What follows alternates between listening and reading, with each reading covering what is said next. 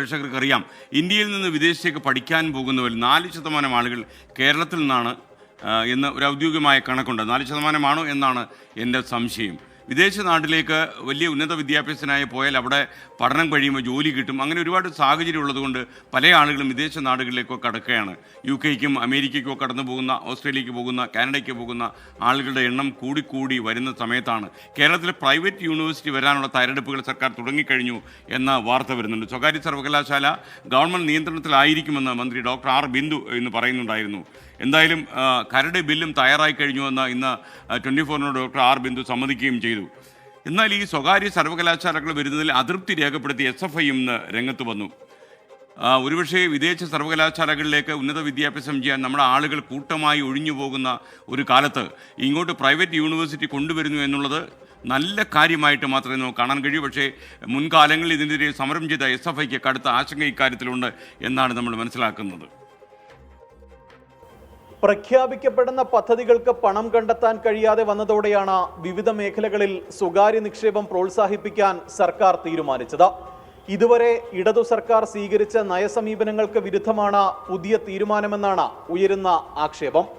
എന്നാൽ ഉന്നത വിദ്യാഭ്യാസ മേഖലയിൽ ഈ മാറ്റം വലിയ മുന്നേറ്റമുണ്ടാക്കുമെന്നാണ് പൊതുവെ ഉയരുന്ന അഭിപ്രായം.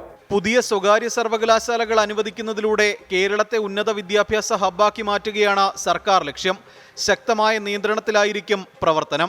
പബ്ലിക് സെക്ടറിലുള്ള സ്ഥാപനങ്ങൾക്ക് ഏറ്റവും നല്ല പിന്തുണ നൽകിക്കൊണ്ട് തന്നെ വളരെ സ്ട്രോങ് ആയിട്ട് റെഗുലേറ്റ് ചെയ്തുകൊണ്ടാണ് നമ്മൾ ഈ സ്വകാര്യ സർവകലാശാലകളും അത്തരം ഉദ്യമങ്ങളിലേക്ക് പോകുന്നത്.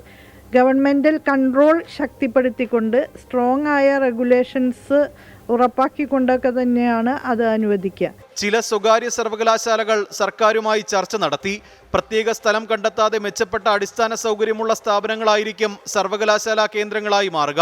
സ്വകാര്യ വിദേശ സർവകലാശാലകളും നിക്ഷേപങ്ങളും കൊണ്ടുവരുന്നത് നയമാറ്റമല്ലെന്ന് മന്ത്രി പറഞ്ഞു. നയപരമായ മാറ്റം എന്ന് പറയാൻ പറ്റില്ല. നമ്മുടെ ഊന്നല് എപ്പോഴും ഗവൺമെൻറ് സ്ഥാപനങ്ങൾക്കും പബ്ലിക് ഫണ്ടഡ് സ്ഥാപനങ്ങൾക്കും തന്നെയാണ്. സ്വകാര്യ സർവകലാശാല വിഷയത്തിൽ സർക്കാർ TP ശ്രീനിവാസനോടും കേരളത്തോടും മാപ്പ് പറയണമെന്നായിരുന്നു ചെന്നിത്തലയുടെ പ്രതികരണം. ആദ്യം ശ്രീനിവാസനോട് മാപ്പ് പറഞ്ഞിട്ടും കേരളത്തിലെ ജനങ്ങളോട് മാപ്പ് പറയുകയുമാണ് ബാലഗോപാൽ ചെയ്യേണ്ടത്. 15 വർഷം കേരളത്തിന് നഷ്ടപ്പെട്ടു. ഈ വിദേശ യൂണിവേഴ്സിറ്റികൾ വന്നിരുന്നെങ്കിൽ, വിദേശ മൂലധന നിക്ഷേപം വിദ്യാഭ്യാസ രംഗത്ത് വന്നിരുന്നെങ്കിൽ ഇവിടുന്ന് കൂട്ടത്തോടെ കുട്ടികൾ വിദേശത്തേക്ക് പോകില്ലായിരുന്നു.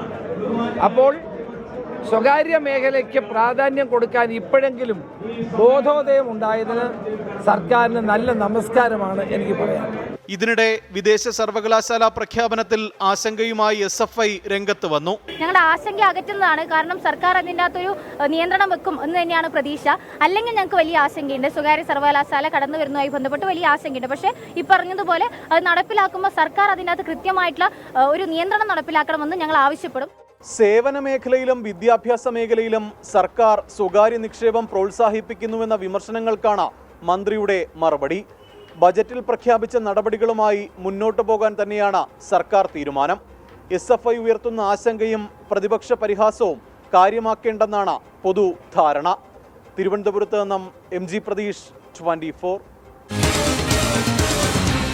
പൊതുജനം കഴുതയല്ല സാർ. ഒരു കാര്യം ശരിയാണ്, പഴയ മാമൂലുകളും പഴയ മാനദണ്ഡങ്ങളും വെച്ച് നമ്മുടെ വിദ്യാഭ്യാസ രംഗത്ത് ഇനിയും നമ്മൾ പിറകോട്ട് പിടിച്ചുകൊണ്ടുപോയാൽ ഭാവി തലമുറ അവർ വിദേശ നാടുകളിലേക്ക് കടന്നുപോകും. ഇവിടെ നിന്ന് ഒരുപാട് നാണയ ചോർച്ചയുണ്ടാകും. എന്ന് മാത്രമല്ല, നമ്മുടെ നാട്ടിൽ പഠിക്കാനായിട്ട് ബിരുദാനന്തര കോഴ്സുകൾക്കൊക്കെ ചെറുപ്പക്കാരെയും കിട്ടാത്ത സാഹചര്യം ഉണ്ടാകും. നമ്മുടെ വിദ്യാഭ്യാസ രംഗത്ത് സമൂലമായ ഒരു മാറ്റം ഒരുപക്ഷെ വിദേശ സർവകലാശാലകൾ വരുന്നതോടെ ഒരു ക്വാളിറ്റി ഡിഫറൻസ് ഉണ്ടാകുമെന്നാണ് എന്നെപ്പോലെയുള്ള ആളുകൾ വിചാരിക്കുന്നത്. എന്തായാലും ആരൊക്കെ എതിർത്താലും ഇനിയെങ്കിലും നമ്മൾ ഈ കാര്യത്തിൽ അമാന്തിച്ചുകൂടാ എന്നുകൂടി 24-ന് അഭിപ്രായമുണ്ട്. മുഹമ്മദ് ഫൈസൽ പറയുന്നു, RC ബുക്കും ലൈസൻസിൻ്റെയും കാര്യത്തിൽ തീരുമാനമായോ SK എന്ന് ചോദിക്കുന്നു. നമുക്കൊരു കാര്യം ചെയ്യാം, അതിനെക്കുറിച്ച് നമ്മൾ ചില അന്വേഷണങ്ങളൊക്കെ ആരംഭിച്ചു. സംസ്ഥാനത്ത് പുതിയതായി വാഹനം വാങ്ങുന്ന ആളുകൾക്ക് രജിസ്ട്രേഷൻ സർട്ടിഫിക്കറ്റ് ലഭിക്കുന്നില്ല എന്ന് പറയുന്ന പരാതി നമ്മൾ രാവിലെ മോർണിംഗ് ഷോയിൽ പറഞ്ഞിരുന്നു. ഡ്രൈവിംഗ് ലൈസൻസ് ലഭിക്കാത്തവരുടെ എണ്ണം 7.5 ലക്ഷമാണ് കേരളത്തിൽ ഇപ്പോൾ. പ്രിൻറ്റിങ്ങിനുള്ള കാർഡ് വിതരണം ചെയ്യുന്ന കമ്പനിക്ക് മോട്ടോർ വാഹന വകുപ്പ് പണം നൽകാത്തതാണ് പ്രതീക്ഷയ്ക്ക് കാരണം. അപ്പോൾ നമുക്ക് ഇത് വരുന്നതിന് മുമ്പ് തന്നെ നമുക്കിപ്പോൾ ഈ സർവകലാശാല പ്രൈവറ്റൈസ് ചെയ്തതിൻ്റെ ഭാഗമായിട്ട് ചില പ്രതികരണങ്ങൾ കൂടി വന്നിട്ടുണ്ട്. ആ പ്രതികരണങ്ങൾ പരിശോധിച്ച ശേഷം നമുക്ക് ഈ RC ബുക്കിൻ്റെ കാര്യത്തിലേക്ക് വരാം. സ്വകാര്യ സർവകലാശാലകൾ വരുമ്പോൾ ഗവൺമെൻറ് നിയന്ത്രണം നഷ്ടപ്പെട്ടു പോകുമെന്ന് ചില വിദ്യാർത്ഥി സംഘടനകൾ ഭയപ്പെടുന്നു. മാത്രമല്ല, ഈ സർവകലാശാലകൾ വരുന്നതോടെ ഈ ഗവൺമെൻറ് തലത്തിലുള്ള വിദ്യാഭ്യാസ സ്ഥാപനങ്ങൾക്ക് എന്ത് സംഭവിക്കും എന്ന ആശങ്ക കൂടി ചില ആളുകൾക്കുണ്ട്. അപ്പോൾ ജനങ്ങൾ ഇതിനോട് എങ്ങനെയാണ് പ്രതികരിക്കുന്നത് എന്ന് നമുക്ക് നോക്കാം. അത് കഴിഞ്ഞ് നമുക്ക് രജിസ്ട്രേഷനും RC ബുക്കും കിട്ടാനുള്ള താമസത്തെക്കുറിച്ച് നമുക്ക് സംസാരിക്കാം. ഇങ്ങനെ സ്വകാര്യ വിദ്യാഭ്യാസ സ്ഥാപനങ്ങൾ വന്നാൽ ഈ പാവപ്പെട്ട കുട്ടികൾക്ക് അത് കയറി പഠിക്കാനോ അതിൽ അഡ്മിഷൻ എടുത്ത് നല്ല രീതിക്ക് പോകാനോ പറ്റത്തില്ല. വേണ്ട എന്ന് പറയാൻ പറ്റില്ല. കാരണം ഇത്രയും കുട്ടികളെ അഫോർഡ് ചെയ്യണം. ഗവൺമെൻറ് കോളേജിലാണെങ്കിൽ മെറിറ്റ് ബേസ് മാത്രമായിരിക്കും പറ്റുന്നത്. അതുകൊണ്ട് പ്രൈവറ്റ് ഉള്ളത് നല്ലതൊക്കെയാണ്. സ്വകാര്യ സർവകലാശാലകളെ സർക്കാർ പിന്തുണയോടുകൂടി സ്ഥാപിക്കപ്പെടുന്ന ഘട്ടത്തിൽ സ്വകാര്യ സർവകലാശാലകൾ നടത്താൻ പോകുന്ന വിദ്യാഭ്യാസ കമ്പോളവൽക്കരണത്തെ നമ്മൾ മുന്നിൽ കാണേണ്ടതും അതിനെ ചെറുക്കേണ്ടതും തന്നെയാണ്. തീർത്തും സ്വകാര്യ സർവകലാശാലകളുടെ വരവിനെ എതിർക്കുക തന്നെയാണ് ചെയ്യുന്നത്. പ്രധാനമായിട്ടും സാധാരണക്കാരായ വിദ്യാർത്ഥികൾക്ക് പഠനം ലഭ്യമാവുക, പ്രാഥമിക പഠനം ലഭ്യമാവുക എന്നുള്ള വലിയ ഉത്തരവാദിത്വമാണ് ഓരോ സർക്കാരുകളും നിർവഹിക്കേണ്ടതുള്ളത്.